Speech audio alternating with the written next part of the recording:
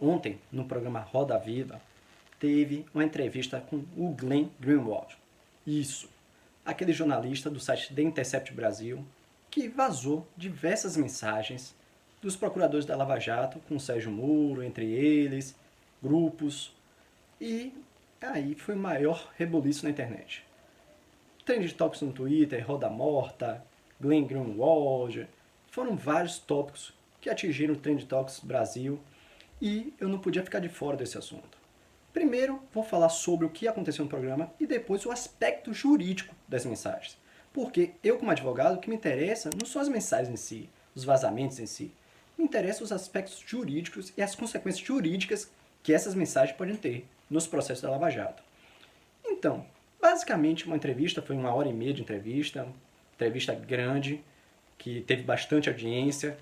Basicamente, ele falou que não comprou, não pagou pela receptação das mensagens, não pagou o hacker ou a quem forneceu a mensagem. Basicamente, ele falou que tem o direito de resguardar a fonte e tem realmente o direito de resguardar a fonte. Todo jornalista tem isso, porque senão as fontes, sabendo que o jornalista poderia vazar seu nome e seus dados, nunca iam passar as informações aos jornalistas, seja qualquer jornalista. Então, tem direito de preservar a fonte. Ele falou que a partir do momento que o Moro assumiu o ministério, a Lava Jato começou a ruir, porque fica na dúvida se ele fez aquilo tudo que ele fez por causa do cargo dele ou não. Mas independente disso, ele achou que a Lava Jato começou a ruir e que ele não tá nem aí se a mensagem foi com as mensagens que ele teve acesso, que divulgou, são por meio ilícitos ou lícitos. Ora, peraí. Vamos adentrar agora o meio jurídico disso. Se as mensagens foram conseguidas através de um hacker, como a maioria vem dizendo, que forneceu as mensagens para o Glenn, isso, mensagens gravadas indevidamente, porque não tinha autorização judicial, o hacker não participava da conversa, então são mensagens ilícitas, são provas ilícitas para serem usadas nos processos da Lava Jato. Essas provas ilícitas podem ser usadas, Thiago? Em regra, não. O direito ele só admite provas lícitas, ou seja, gravações, interceptações de ligações, de mensagens, só podem quando tem autorização judicial ou quando uma das partes que está presente naquele diálogo, naquela conversa, ele mesmo faz a gravação. Ou seja, eu estou conversando com você num grupo de WhatsApp.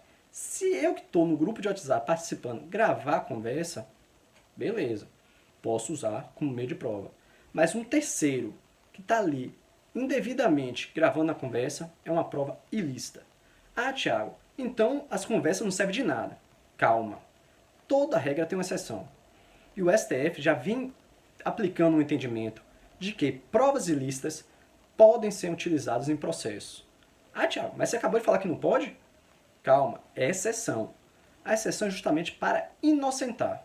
Ou seja, a justiça tem como objetivo maior a condenação de criminosos, mas a inocência de pessoas que não são criminosas. Mas, então, o STF vem aplicando esse princípio maior da justiça para que provas ilícitas sejam aceitas, admitidas, para inocentar.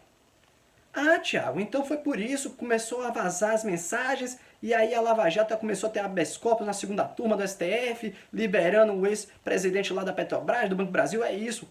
Nada a ver.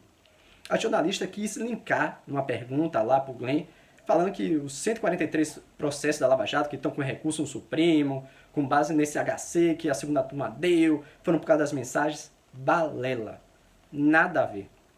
O HC, como eu já falei em um vídeo aqui, que vou botar aqui no card agora, ele foi por causa da ordem das alegações finais. A ordem dos réus. Por quê? Quem entrou com o HC falou que o réu delatado tem que fazer a última manifestação, a alegação final. Inclusive depois do réu delator, e não junto com o réu delator. Então não tem nada a ver com as mensagens, mas sim uma questão processual. Então as mensagens servem para quê, Thiago? As mensagens, primeiro, tem que se verificar a autenticidade, como eu venho falando sempre. O Glenn, na entrevista, falou, não, tem uma agência lá em Nova York que está verificando a autenticidade. Beleza, pode servir como meio de prova para ajudar no processo, essa verificação da autenticidade. Mas quem vai realmente comprovar a autenticidade ou não é um perito do juiz. O juiz, no processo que tiver essas provas, essas mensagens vazadas, vai nomear um perito para esse perito sim, verificar a autenticidade das provas. E se forem autênticas, usar mesmo prova ilícita para inocentar. Mas, e esse perito que está fazendo particular pode juntar, junto com os vazamentos, as mensagens vazadas, pode juntar esse perito que dará respaldo para o perito do juiz analisar ou não. Então, só o fato de ter um perito lá em Nova York analisando e dando autenticidade não garante a autenticidade. Mas ele tocou num ponto muito específico, e aí eu concordo com ele. Ele falou que se as mensagens fossem falsas, fossem manipuladas, uma procuradora que ironizou a morte da Marisa não teria pedido desculpa ao Lula. E eu falei em um vídeo aqui que ela pediu desculpa e que isso induz a crer que as mensagens são verdadeiras. Mas não quer dizer que todas são verdadeiras. As mensagens dela, ela assumiu a parte dela e pediu desculpa pelo que ela falou. Não quer dizer que não pode ter sido manipuladas as outras mensagens, as outras falas, os outros conteúdos. Então, é o que eu prego aqui no canal sempre. Primeiro, temos que verificar a autenticidade das mensagens, para depois verificar se podem ou não, mesmo sendo ilícitas, serem utilizadas no processo para inocentar. Antes disso, pouco me importa esses vazamentos. Esses vazamentos, antes de ser verificada a autenticidade, para mim, só é mero factoide. Porque, perceba, eles sempre soltaram mensagens perto de quando estava tendo alguma operação da Lava Jato, quando teve alguma notícia relevante nos processos da Lava Jato. Eles vão lá e soltam. E aí faz a balança equilibrar. A Lava Jato está vendo na mídia, equilibra a balança. A Lava Jato na mídia, eles soltam, equilibra a balança. Então, sim, eles estão tendo um time para soltar as mensagens. Eles não estão soltando de acordo com o que vão fazendo. Perceba que as mensagens têm até um cronograma lógico, temporal. Perceba isso. Então, sim, estão sendo utilizadas para criar notícias. Por isso que eu defendo aqui no canal. Tem que ser verificada a autenticidade. Caso sejam verdadeiras, a autenticidade seja realmente do Moro, do Deltan, de quem for, sim, terão que ser utilizadas como meio de prova, porque o direito admite isso. Inclusive com entendimento manso e pacífico do STF. Mas essa é só minha singela opinião. Para mais vídeos no canal, se inscreva. Aqui é vídeo todo dia. Gostou do vídeo? Deixe seu like, por favor. Ajude o nosso canal a crescer. Assista esse vídeo aqui e até o próximo vídeo.